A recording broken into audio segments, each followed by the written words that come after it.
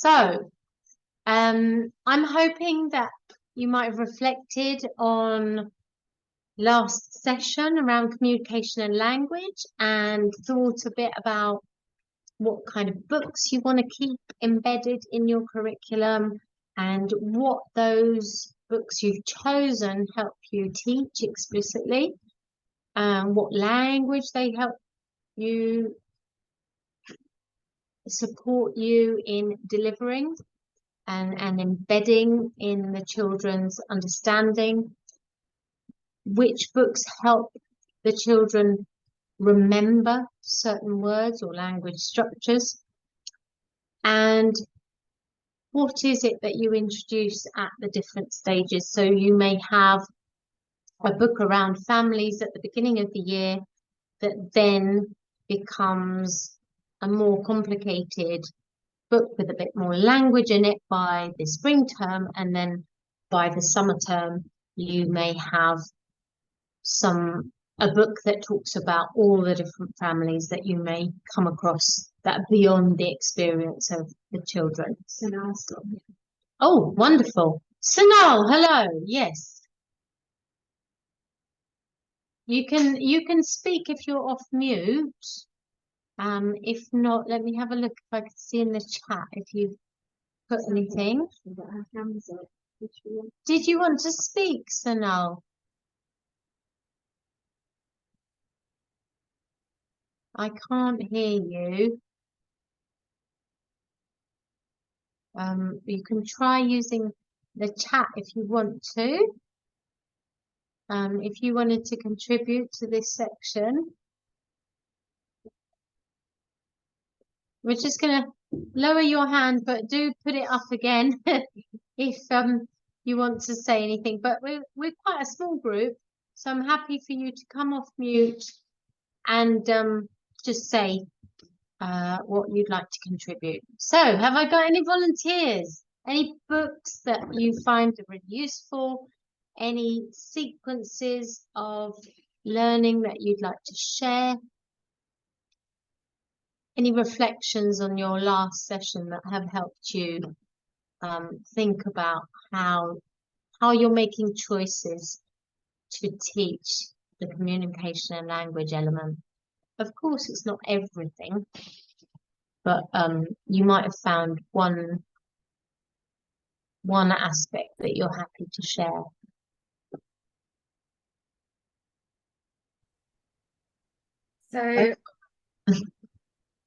So one of our favourite books to begin the year is Red Rockets and Rainbow Jelly.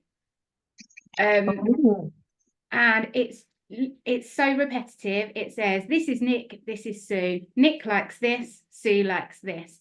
And it becomes one of those stories that the children can retell instantly, because it's literally the face of the child and what they like. And we find that at the beginning, the children very much, Nick has blue hair. Whereas as the year progresses, they go back to that book and it becomes Nick has Nick has blue hair, but Sue has this colour hair, but that's okay because they can still be friends. So they build on the language themselves. And then they start to make comparisons to other children. So while they're reading, Nick likes rockets. I like rockets. I've seen a rocket, and they just build on it. But introducing that story quite early on and repeating that story for them becomes something that they can do really quickly, because it's such a short, repetitive story. And I think giving them that at the beginning gives them sort of ownership of that story. It's one they know they can go to, but we see quickly that their language changes as they read it. I love that. That's a really, really wonderful example of making a decision around, we've used this text before, they actually learnt it really quickly, they can rehearse the language, so we're keeping that in our curriculum. That's something we want at the beginning of the year, and this is how we build on it. So from the structure of the book, they start building more complex sentences, or maybe you're putting in some PSED there as well around it's okay. They can still be friends. They've got different color hair, and that's not a problem. Difference is great. So you're making it a little bit more complex as the year goes on. And that reminds me of a text that is often used, which is brown bear, what do you see? Very formulaic, and it's a really nice one to use at the beginning of the year because it's easy for the children to say which animal they think is going to be next without you having to say it. So it gives them an opportunity for choral response. So they're saying the one word, and then later on you're building on that. And again, it's a book with a structure that you can replicate. You can make it about the children. You can put the picture of the children there, and then you say, Mary, Mary, what can you see? I see Tom looking at me, and then it's Tom, Tom, what can you see? And you can move it across, and it's an all about me book in the end, but based on a repetitive, easy text. Kate, can you say the name of that one again? It's called Red Rockets and Rainbow Jelly. I love the title. Red Rockets. Is it by Nick Sharad? Yes, it is. Yeah. And that would be lovely to share in the chat with everyone. Because it's a really, really lovely idea. Thanks for sharing that, and thanks for having, a go at explaining how you then build on that. And that's a lovely example of we're not talking about the entire curriculum, but we're able to articulate to Ofsted, should they come, how these things progress over time. Picking out one example that shows them that you know how to break down the skill and how to build on their prior learning. And you can use those lovely buzzwords around memory. The more they retrieve something, the more likely that knowledge is going to stick. These are the buzzwords you want to be comfortable with. Have I got anyone else wanting to share before we move on to our PSED session? Okay, we will move on. Interrupt me if you change your mind. I don't mind being interrupted. Right, so this session, we're going to look at some best bet approaches. So looking at the EEF guidance and what it says around PSED approaches. Look at the guidance from the sector. So we'll look at the best start in life, the statutory framework. Always go back to the statutory framework, that's your Bible, and then reflect on what you want your children to be able to do before they move on to the next stage, and how are you going to do that in a progressive way. So if we go to our evidence store and look at the EEF approaches with regards to personal, social, and emotional development, you'll see that they've got 5 approaches that are supported by research. Teaching awareness of emotions and feelings, something we instinctively know is very useful because we know it's going to help our children with understanding each other, building empathy, and starting to have those negotiation skills. Teaching and modelling managing emotions and feelings, so showing what we do when we come across different situations. That supports children in being able to do the same. Teaching and modelling social communication, the simple greet at the gate when they first come in the morning, making something of that. It's a teachable moment. Really hard for some of our children who don't instinctively understand social cues, and it's helpful to have the explicit teaching of that. Teaching relationship skills, how to maintain a friendship. the give and the take, the compromise, teaching how to sustain positive relationships. So those are the 5 approaches that are supported by research. So here I've put a slide which is for you to refer back to, because I don't want to take up the whole session looking at a video that you can't hear that well, because I need an external speaker really for you to hear these videos properly.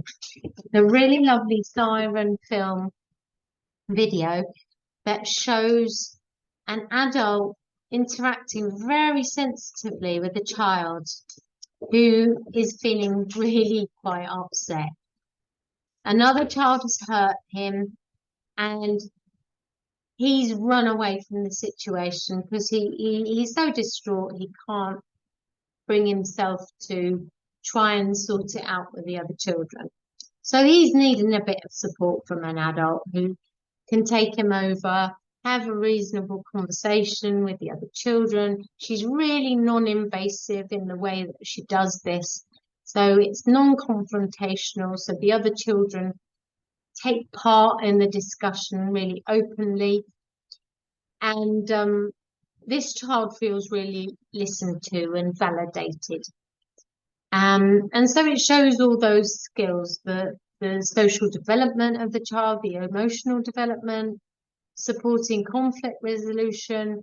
The communication aspect is really important here because she's showing shared attention, she's responding to what he's saying, she's building on what he and the other children say. She aims to get solutions from the children without giving them too much support by asking the right sorts of questions. So she helps them deal with really strong emotions because they're feeling quite strong emotions on both sides. The children who made him feel quite upset have run away and hidden somewhere. So they go and seek them out. So they're obviously feeling quite embarrassed and like they know that they haven't dealt with this situation very well. So it's a really powerful video that I would encourage you to go back to. So when we're talking about teaching emotions and feelings, I find it very useful to use some visuals. And what I've done here is gone and find some stock images that exemplify happiness, excitedness, the feeling of worry, sadness, anger, and calm. Those I thought were pretty useful for the very youngest children to really be able to see and understand. But as you can see, my group of pictures here is not as varied and inclusive as maybe I might like. So I'm going to put that out to you. What do you think might be missing here?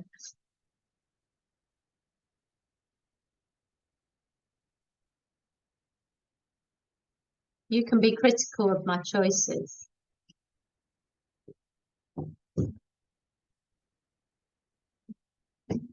So my point here really is that when we make our choices of what visuals we want to be using, we've got to be really mindful of the children that we have in our cohort, the children that we'd like our children to feel comfortable around. Do they see themselves in the images? Is there a mixture of boy and girl? So I thought somebody might say, hang on, you've only got one girl here. But I'm just getting at, be reflective, think carefully about what your children are seeing, what how what they see may affect their self-esteem. So that's why I slipped that one in.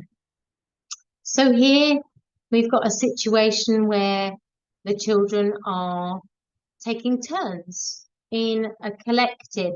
So here it's a forest school type situation.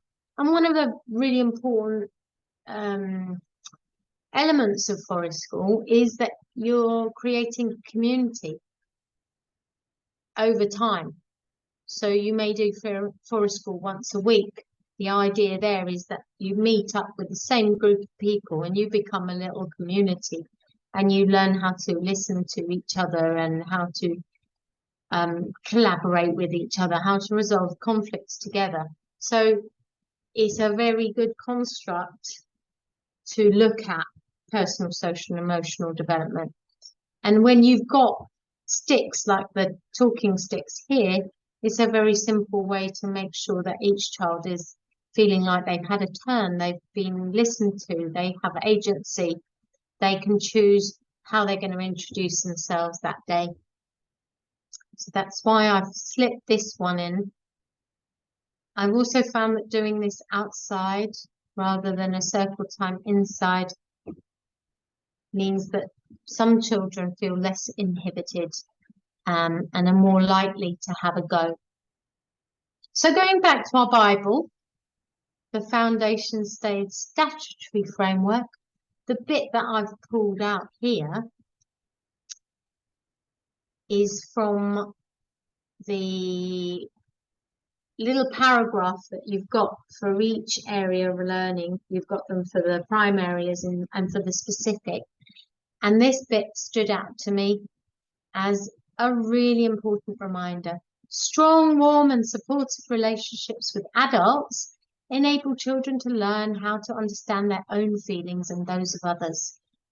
Children should be supported to manage emotions, develop a positive sense of self, set themselves simple goals, have confidence in their own abilities to persist and wait for what they want, and direct attention as necessary. Oh my gosh, there's a lot in there. But the very important beginning to that is having those really strong attachments, those strong relationships, those comfortable places from which to build. So we know a happy child is going to be more likely to try new things, to have a go, and to set themselves goals, and to maybe set themselves a little bit of risk and manage that risk rather than move around in a frenetic, dangerous way. So the three areas that our statutory framework puts into the personal, social, and emotional development are the self-regulation, the managing of the self, which remember was in the physical development side of things. It's now embedded in the personal, social, and emotional development.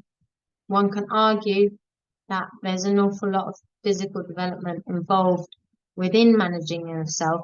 The reason it's here is it has such a huge impact on your sense of self-worth and your self-esteem. If you're not able to do things independently, it does have a huge, quite a negative impact on how independent you feel.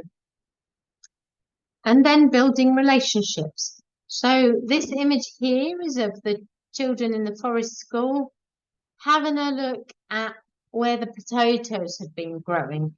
So it's an easy way for quite a few children to have a go at something collectively rather than having to take those turns. So finding those opportunities for children to all have a go together and not always have to take a turn, wait for their turn, but having enough resources for everybody to access.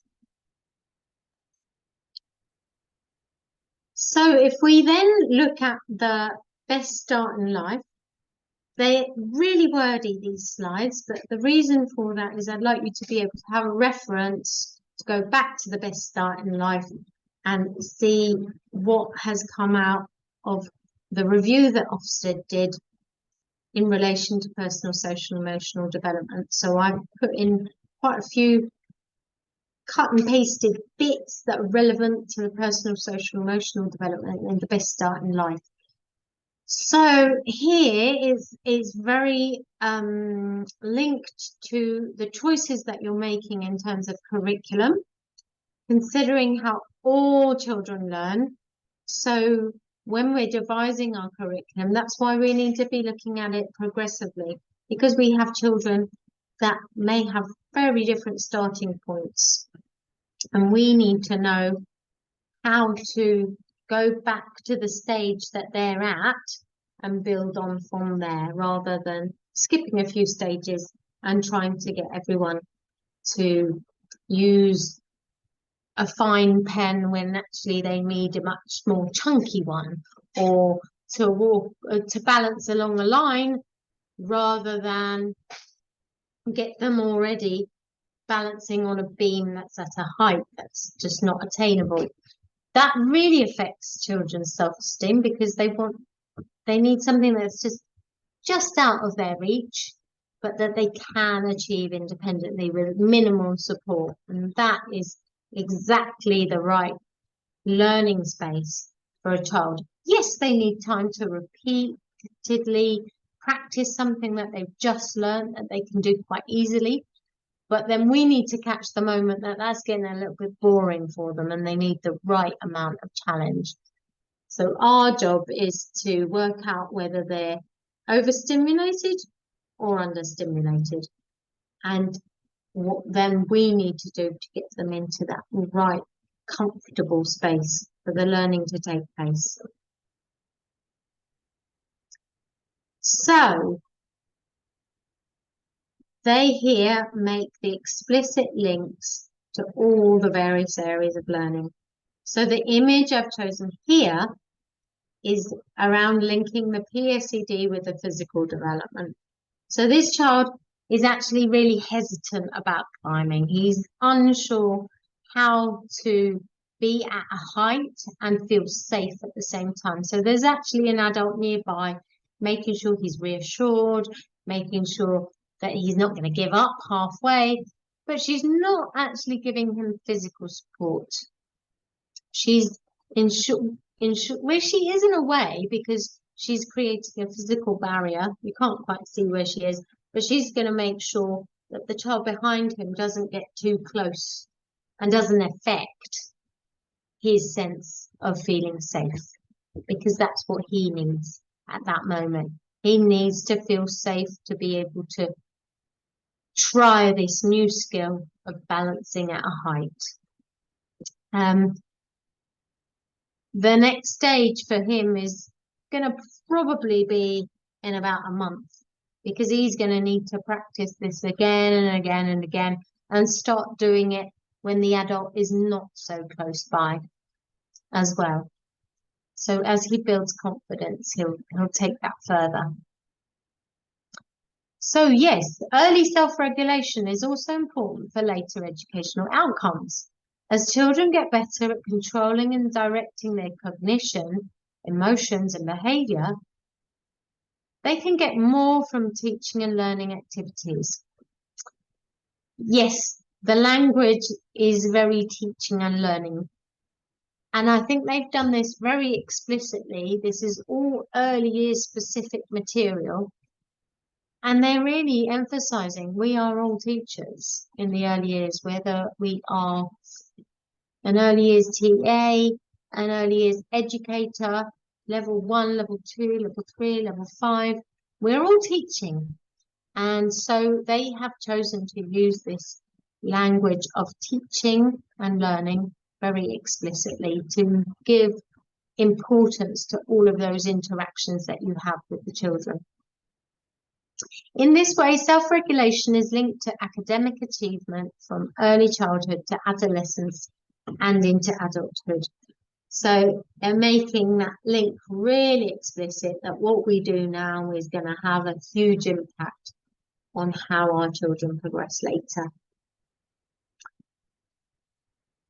So here we have another section from part 2, which is all around the prime areas, and it goes into quite a bit of depth around the prime areas. You need to be dependable and show genuine concern, care, and respect for every child. They need to respect and understand children's perspectives and feelings. So this is very much around you showing genuine interest and concern in what the child has to say and taking account of their viewpoint as a little person. And here, there's a practitioner who is very close by, making sure that this experience is going to be a successful one. Because the child in the middle is quite new to being able to accept having children nearby join in with his play, because he's still at a solitary play stage. He may play in parallel with others, but he's around children who are really eager and keen to play with others because they're 3 and 4. And so the adult is there to just ensure that that interaction doesn't fall apart. He doesn't get pushed out of the way. But the child is aware that he needs to give space to this child who's on an ambulance and in a real rush trying to get somewhere, and anyone in his way might get knocked over. So the practitioner is cleverly making sure that both children's opinions are heard and nobody feels left out. It takes so much skill all day long to be the go-between and help them make these connections and not railroad each other. Know how to support children to develop warm, positive relationships and interactions. Well, that's what she's having a go at doing here. Planning sessions that help children to develop an understanding of emotions. So that is very much about creating circle times where you will specifically talk about how somebody might be feeling and a story that you've come across, or you may have pictures of your own children and talk about those and maybe make the faces yourselves, or maybe use mirrors. Modeling routines, rules and expectations that help children learn how to get along with each other. And yes, we know that to have higher levels of freedom and choice, we actually need to introduce more boundaries and rules. So the simple thing of we choose this resource, we use it, and then we put it away is a simple formula for children to know, okay, I need to leave this area so that it's ready for the next person to use. And it contributes to creating a calmer environment without stuff all over the floor. And that can be embedded in your curriculum, that kind of rule that you want to introduce right at the beginning of your year. And we know that it takes a lot of repetition in the autumn term for the children to get to know how to use the resources, where they're kept, how they can be used, the things that have to be inside, the things that need to be outside. These are all very much part of the child's personal, social, emotional development, because if they know what those boundaries are, then they're going to have more freedom within that. And they won't have practitioners saying, well, actually, we need to put this resource away because it's not being used well. We go back to teaching how to use it well. Providing opportunities for children to explore, prepare, and eat healthy food in supportive and meaningful contexts. So that is also about making our lunchtimes teachable moments. And I know this was in our physical development before. We just need to be able to articulate why it's important and that we understand the connection with physical development as well. But that if those basic needs are not met, we need to recognize that we're going to start feeling uncomfortable. We might think we're feeling lonely or sad, but actually what's going on is we're feeling hungry at this point in the day, and drawing children to realizing that so they can articulate it better. At what point in the year do you decide to introduce the children to these different emotions? Do you want them to really nail happy and sad when they're 2? And then you want to introduce frustrated, confused, maybe by the spring term or when they're 3 and 4. What choices are you going to be making around what language you want them to really nail? That doesn't mean you're not going to use those words throughout the year, because some children with a bit more language are going to be using those words before other children. But this is about not leaving any child behind. And that's why you make choices about your curriculum, so that you ensure every child at least has a minimum of understanding of some of these things. But remember to always apply everything to the pre-verbal child, to the child who communicates differently. So all of these things that you're teaching, you may be teaching through visuals. You may be learning the Makaton sign for these words. So it's really important with anything that we do and any training that we do to apply that to all our children with all their ranges of communication styles and abilities. So Maslow's hierarchy of needs.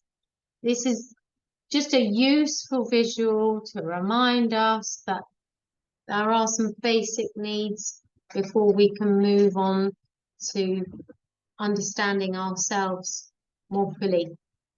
So in relation to personal, social, emotional development, we've got to have those basic psychological needs met around feeling safe in a space, around having people that we can connect with, knowing the names of the other children in our space, feeling like we belong. So recognizing ourselves in the resources that we have around the room, recognizing ourselves in the books that we have, recognizing ourselves even in the music choices that there are. I think that's a very immediate way of making some children feel really comfortable, finding out the types of music that they listen to at home and having that music at school has really helped in the past with some tricky transitions. So that's a nice one to create an immediate atmosphere. Being aware that some children actually find too much noise and too much music really challenging. So is there a quiet space where children can sort of retreat to maybe?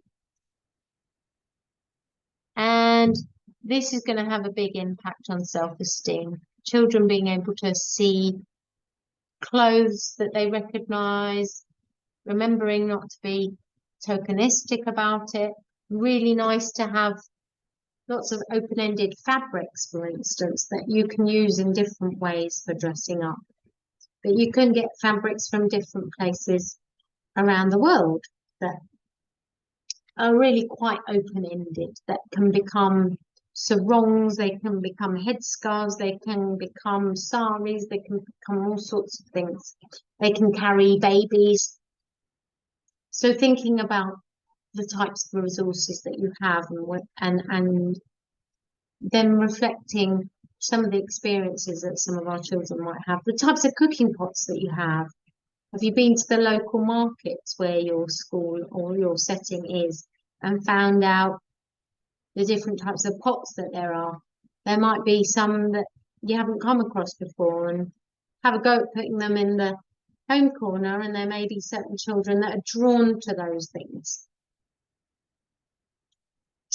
So, module 3 of the child development training is all about personal, social, emotional development. And I have to say, it's really well done, and it has a lovely section of modules all around attachment theory.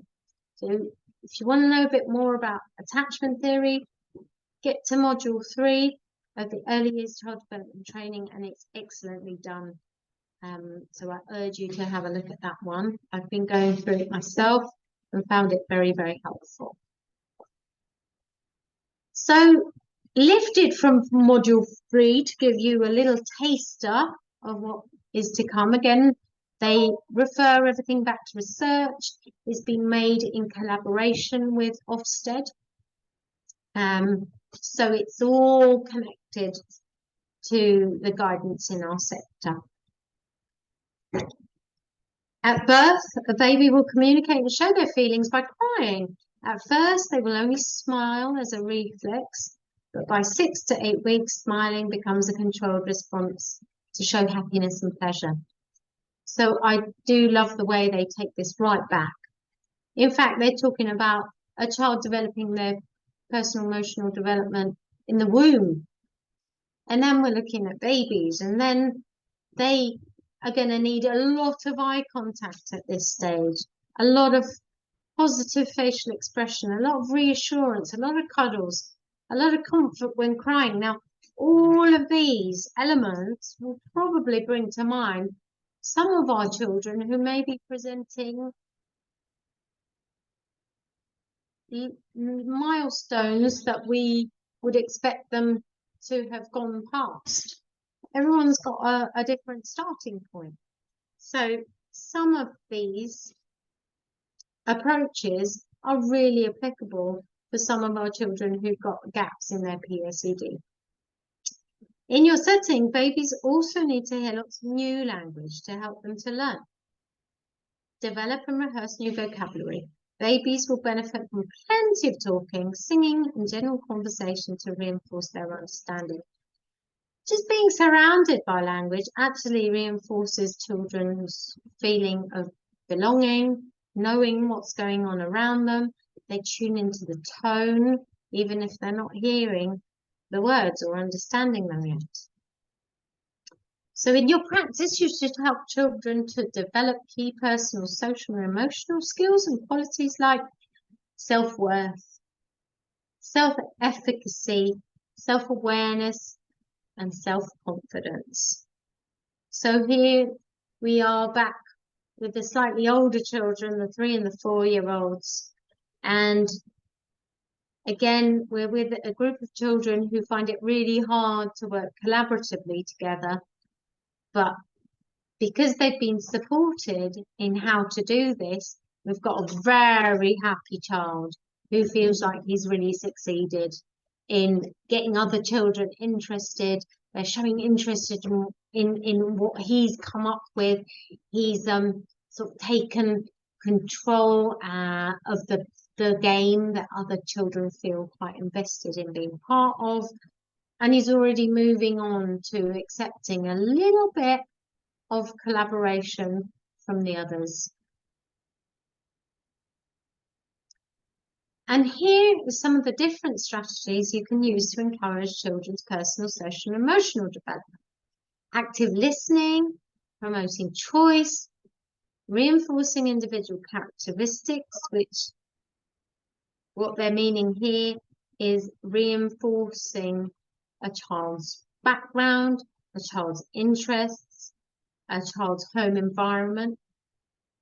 Social stories are really useful for helping children who struggle with transitions especially, or maybe need some visual reinforcement around an approach or an activity that they're not sure how to do.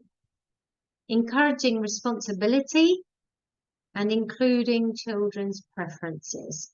So, including children's preferences is something that a lot of us spend a lot of time thinking about, because we know that if a child feels they've had agency, they're going to be more invested in talking about what they're doing, in adding language and expression to something, to their role play, rather than us introducing a role play. If that's come from the child's interest, they're going to probably sustain it for a lot longer. Here we've got outside painting, which I am always banging on about, because most children I've come across really like to paint. You're practicing skills that are really hard for some children on a large scale, so that they're not having to be as accurate. So all children feel like they can be pretty successful in making marks on a really large scale. You've got the choice here.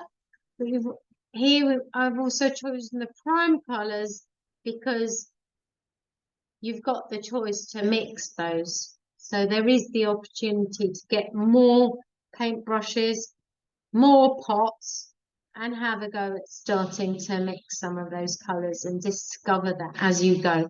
By providing a little bit of choice there, the children have got agency. They may start off with using these colours separately, but then they can move on to mixing those and taking control of this activity and taking it in the direction they would like to. And here we've got the book choices all around the feeling of love. And I am a real fan of some of these texts for making children feel cuddled, feel nurtured. It reinforces that key worker attachment.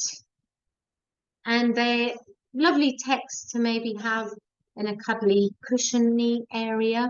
They might be great texts to introduce at the beginning of the year to support children's feeling of well-being. You might have display boards that reflect how children might be feeling and things that they can point to express how they're feeling. You might have soft toys that are nice to snuggle. You might have some role play that is the child's choice, something that has come from home even. We often ask for donations for dressing up, and sometimes children are really excited to see that there are things that have come from home that are in that spot.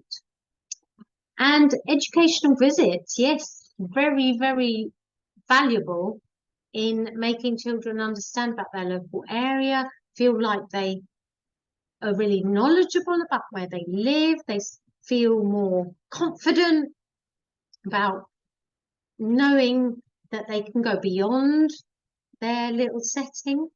And we know that that really helps children with their self-esteem as well. So how are you going to use your long-term planning to incorporate a wide range of cultural, religious and diverse themes and activities?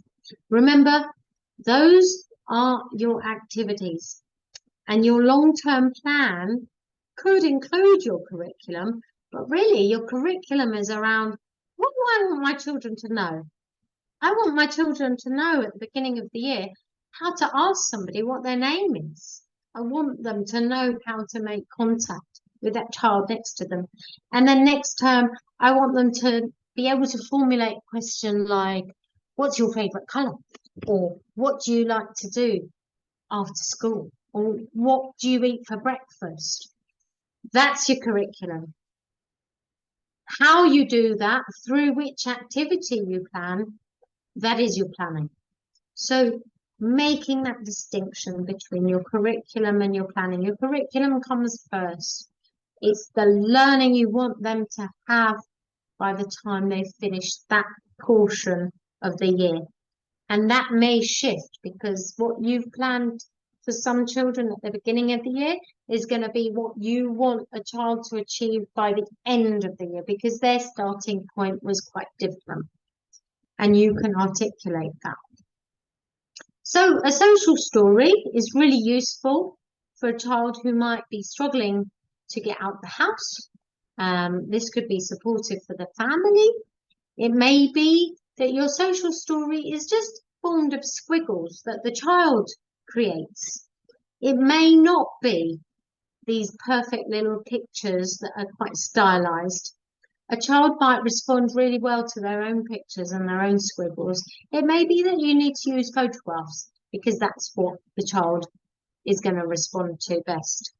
We've used social stories to help children transition from their home to the school with pictures of the practitioners that they can handle at home. So the parent was able to show them which practitioner they were going to see that day, and then the child could hold that and it would help them along their way.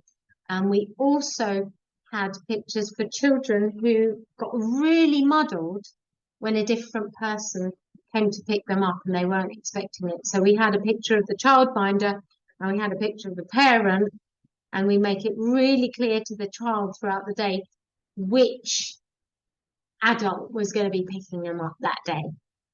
And that could be part of a social story. But we found real pictures to be incredibly powerful with the youngest children.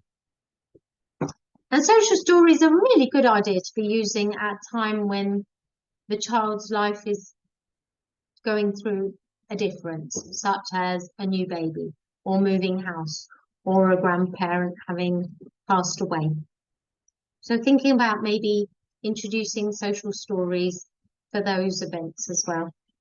So now I was going to go through a few different images to help us understand what that might look like outside. So here we've got a child who's really keen on that next challenge, and I'm teaching him explicitly how to do a knot, how to tie that knot, and how he can repeat that again and again, and maybe use that to make something a bit more complex with his sticks. He might make a little teepee, or he might go off and make a little fishing rod with that. But I'm not getting him to do something that is out of his reach and is going to need an adult to support it. I'm giving him a very simple skill that he's enjoying and practicing over and over again. And then here we've got children enjoying finding bugs and working out how to move those around. And immediately they become really focused on what they're seeing and what they're discovering. And this is the beauty of being outside, surrounded by bugs and interesting things to look at. And here there's a child who's decided that it'd be really helpful to do the watering, but I haven't given them a really simple, tiny watering can. It's a really difficult to use big adult one, and he's had to work out and problem solve how to put the water into the tray from the water butt that has a really low tap and transfer that over into the watering can from the tray. Really tricky to do, but he hasn't given up, and he had a go at doing it, and he worked out that actually he had to empty out some of the water because it was too heavy to carry. So providing little barriers and little challenges do incentivize children. They incentivize the children to problem solve, to work out how to carry that out. But we have to be really careful that we notice if they're about to walk away from it, because the challenge was just a little bit too much. And then we can help them with, oh, well, have a go at filling the tray first. Maybe that way you can get the water out. Or the how question of, how do you think you could get it? And sometimes that's enough.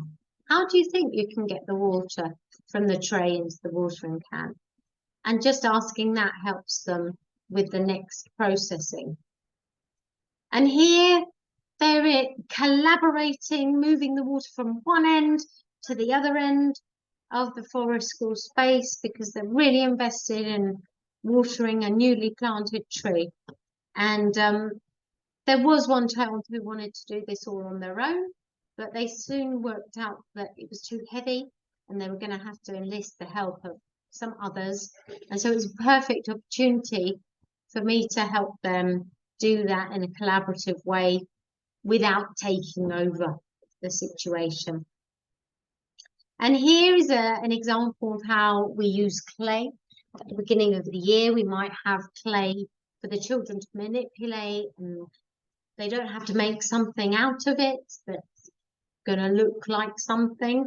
They're simply feeling the texture of it, adding water to it, seeing that it gets really slimy, discovering that it makes their hands really dry. And that always seems to be an activity that gets all the children chatting and just having a chat, just enjoying each other's company. And then later, we might make some really simple snakes out of it. And then the next stage has been making these little figures that they stick to the trees and work out how to stick them on and have these little weird characters on all of our tree trunks around the forest school. And a lot of these characters showed an emotion. So this one looked a little bit grumpy or sad maybe, but a very straight mouth.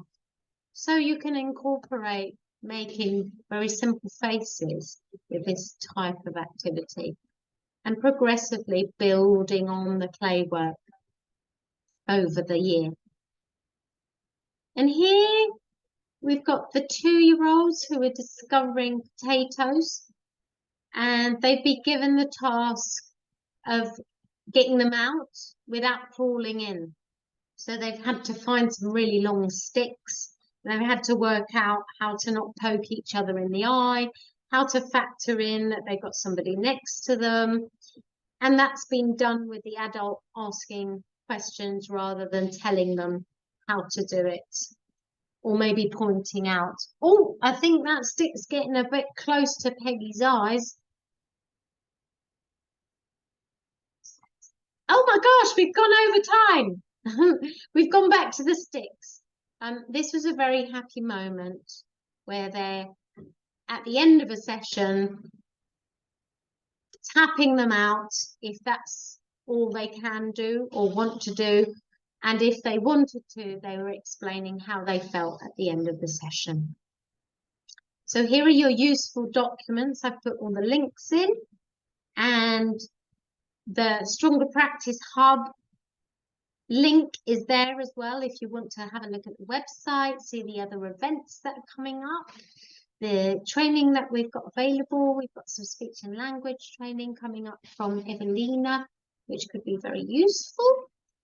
And I'm going to stop the share there, and I haven't given you very much time for questions. I'm hoping that's useful. It was very condensed with a lot of information from the sector. And if you are able to stay and want to ask any questions, I'm open to any questions.